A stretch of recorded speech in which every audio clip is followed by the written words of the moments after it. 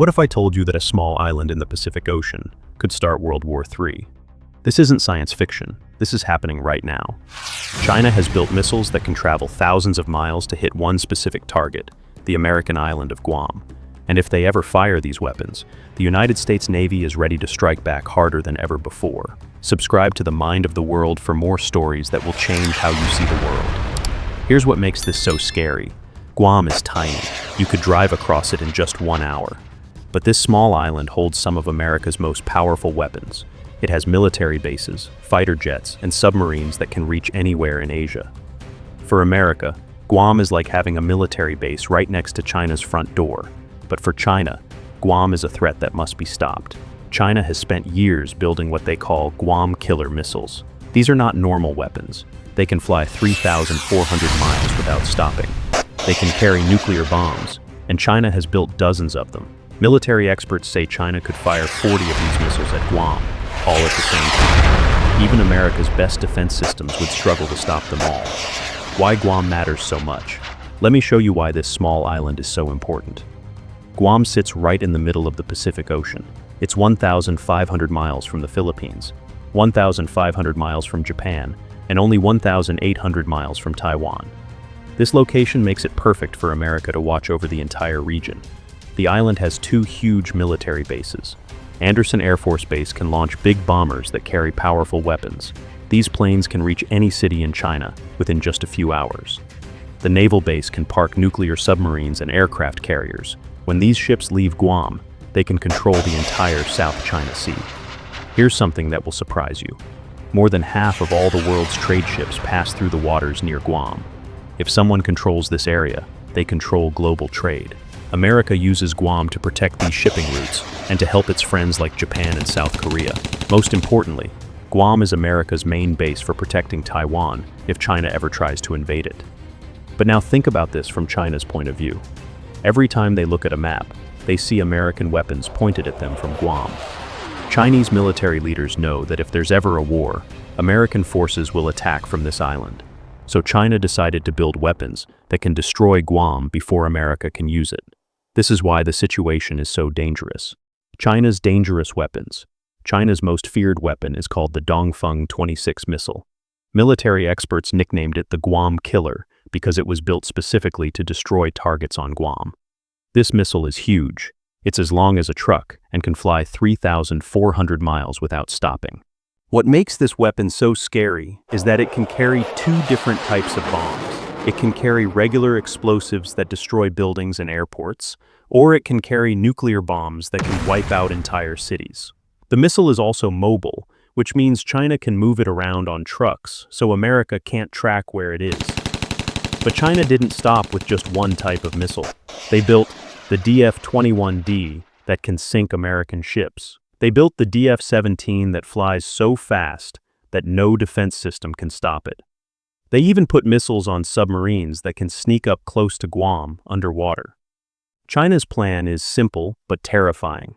Fire so many missiles at once that America's defenses get overwhelmed. Here's the math that keeps American generals awake at night. If China fires 40 missiles at Guam at the same time, America's defense systems might stop 30 or 35 of them. But that means 5 to 10 missiles will still hit their targets. And just one missile hitting the right spot could shut down Guam's airports and harbors for months. Now let me walk you through what would happen if China actually launched 40 missiles at Guam. The attack would start in space, not on Earth. American satellites that watch for missile launches would spot the rockets within seconds of them taking off. These satellites would immediately send warnings to military headquarters in America. The message would reach the Pentagon, NORAD, and Pacific Command all at the same time. Military commanders would have maybe 15 minutes to make decisions that could start or stop a world war. On Guam, air raid sirens would start screaming. The island's 170,000 people would have just minutes to find shelter. At the military bases, pilots would run to their planes to get them off the ground before the missiles hit. Because planes sitting on runways are easy targets. Meanwhile, American defense systems would start tracking each of the 40 incoming missiles. Patriot missile batteries would turn on, ships would move into position, and radar systems would lock on to the targets. This is the moment that decides everything. The next few minutes would determine if this stays a fight between America and China, or if it becomes a war that pulls in the whole world. Because America's response wouldn't just be about protecting Guam, it would be about sending a message to China that attacking American territory has serious consequences. America's response would be fast and overwhelming. Within 1 hour, multiple things would happen all at once. First, the defense systems would try to shoot down the incoming missiles. Patriot missiles would fire at medium-range targets. Ships around Guam would launch interceptor missiles, and the THAAD system would try to destroy any missiles that got through the first defenses. But defending Guam is only part of America's plan. The real response would be to attack China immediately. American submarines that are already hiding underwater near China would fire cruise missiles at Chinese military bases. Aircraft carriers would start moving toward the South China Sea with their escort ships. From air bases across the Pacific, B-52 bombers would take off loaded with long-range missiles. Fighter jets from Japan and South Korea would scramble into the air. The message would be crystal clear. If you attack Guam, we attack you back immediately. Here's where this gets really dangerous.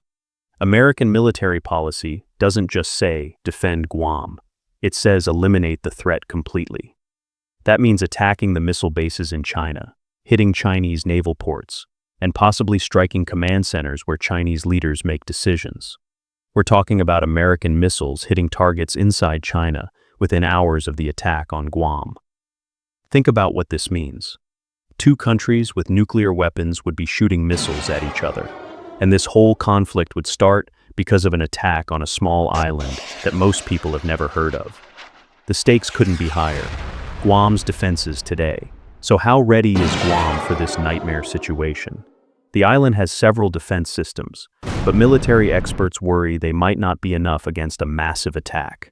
The Patriot missile system can shoot down some incoming missiles, but it was designed to handle small attacks, not 40 missiles at once.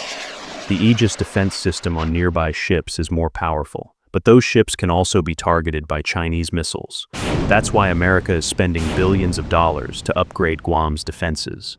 They're building something called Aegis Ashore, which is basically a ship's defense system built on land.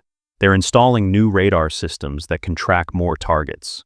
The goal is to create a defense umbrella that can handle multiple attacks at the same time. But here's the big problem. Defense is always more expensive than offense. Each American interceptor missile costs millions of dollars. Each Chinese attack missile costs much less.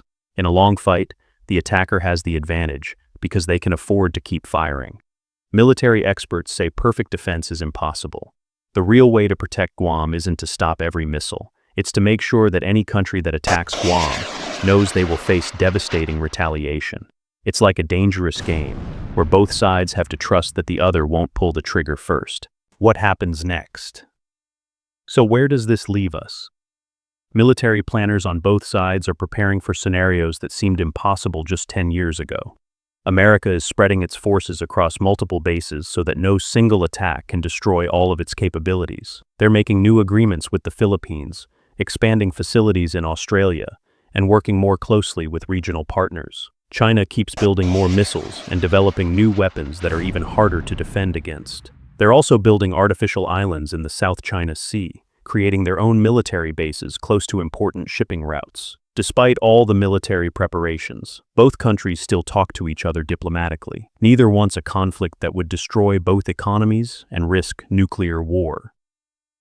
The big question isn't whether these weapons will be used. The question is whether diplomats can find solutions before the situation becomes so unstable that someone decides to attack first.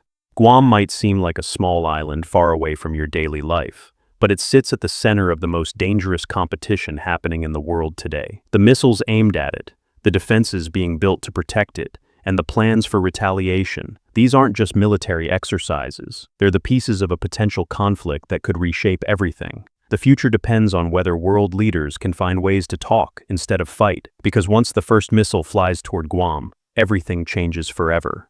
Thanks for watching, and I'll see you next time.